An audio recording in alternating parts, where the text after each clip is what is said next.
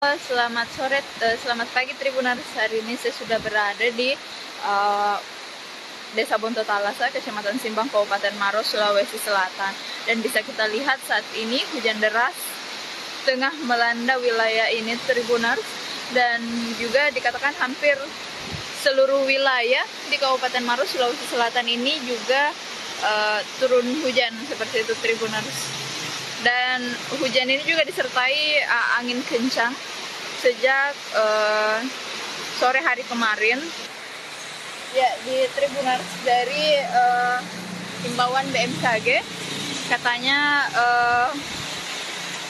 cuaca ekstrim ini akan terus terjadi hingga beberapa hari ke depan Tribuners. Jadi bagi kalian yang ingin beraktivitas di luar tetap hati-hati karena hujan seperti ini yang cukup deras mengurangi jarak pandang dan juga bisa mengakibatkan kecelakaan lalu lintas jika tidak berhati-hati Tribuners.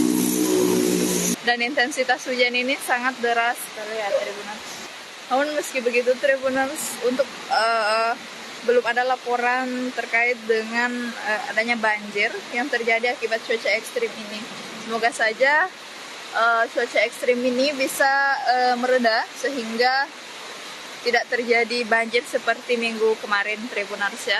Jadi minggu kemarin itu memang wilayah di Kabupaten Maros hampir seluruhnya terendam banjir diakibatkan karena intensitas hujan yang sangat deras sekali dan juga pertemuan dengan air rob sehingga juga terjadi banjir rob ya Tribuners. Jadi sejumlah wilayah itu terendam. Bahkan saking parahnya banjir kemarin, ada beberapa masyarakat yang harus dievakuasi ke tempat pengungsian umum di Masjid Al-Markas Al-Islami Maros dan juga Gedung Serbaguna Kabupaten Maros, Sulawesi Selatan, dan juga jalan protokol juga sempat terendam dan beberapa jalanan penghubung di kecamatan itu juga terendam banjir.